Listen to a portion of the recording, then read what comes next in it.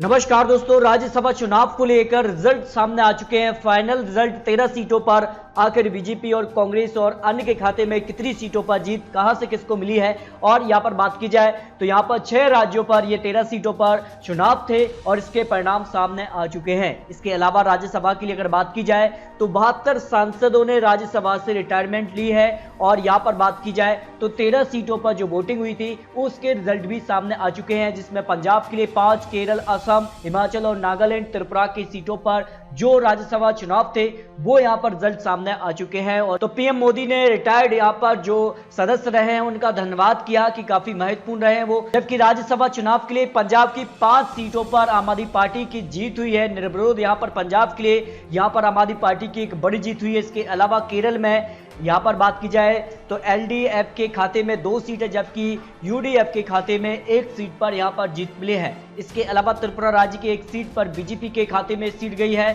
और असम की दोनों सीटों पर जो है 1 सीट बीजेपी तो दूसरी सीट पर भी बीजेपी के सहयोगी को ही यहां पर जीत मिली है। यहां पर बात की जाए हिमाचल की 1 सीट पर भारतीय जनता पार्टी के खाते में सीट गई है। इसके अलावा अगर बात की जाए तो भारतीय जनता पार्टी ने यहां पर 5 सीटें, आम आदमी पार्टी ने 5 सीटें, यहां पर एलडीएफ और यहां पर यूडीएफ को यहां पर 1-1 सीट पर जीत मिली है। जबकि कांग्रेस के पक्ष में 1 सीट पर जीत मिली है। यहां पर राज्यसभा चुनाव को लेकर अगर बात की जाए तो यहां पर 245 सीटें राज्यसभा से आती हैं। और ऐसे में 245 सीटों में अगर बात की जाए तो आम आदमी पार्टी 3, जबकि यहां पर बात की जाए तो ऑल इंडिया अन्ना द्रविड़ यानी एआईएमडीएमके ने 5 सीटों पर यहां पर सदस्य उनके, जबकि यहां पर बात की जाए ऑल इंडिया तृणमूल कांग्रेस के यहां पर 13 सदस्य हैं राज्यसभा के लिए।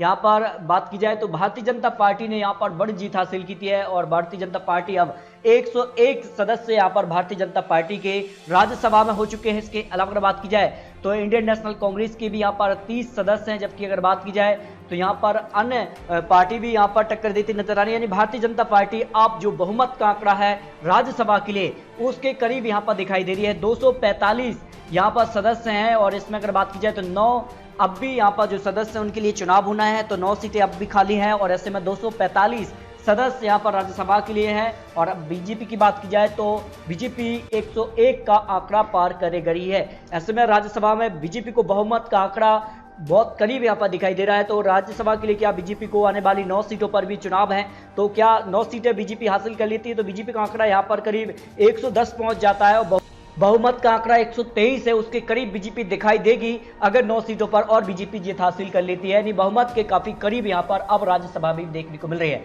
लेकिन महत्वपूर्ण ये हो जाता है क्या बीजेपी यहां पर लोकसभा के अलावा राज्यसभा में भी बहुमत का आंकड़ा हासिल करेगी या नहीं, ये तो आने वाला वक्त ही बताएगा। लेकिन आपको क्या लगता है अपनी राय कमेंट बॉक्स में जरूर रखिए। बीजेपी कब तक बहुमत का आंकड़ा राज्यसभा में हासिल कर लेगी, ये काफी महत्वपूर्ण हो जाता है। और सटीक और महत्वपूर्ण विश्लेषण के साथ पर मिलते हैं, तब तक के लिए जय हिंद, जय भारत।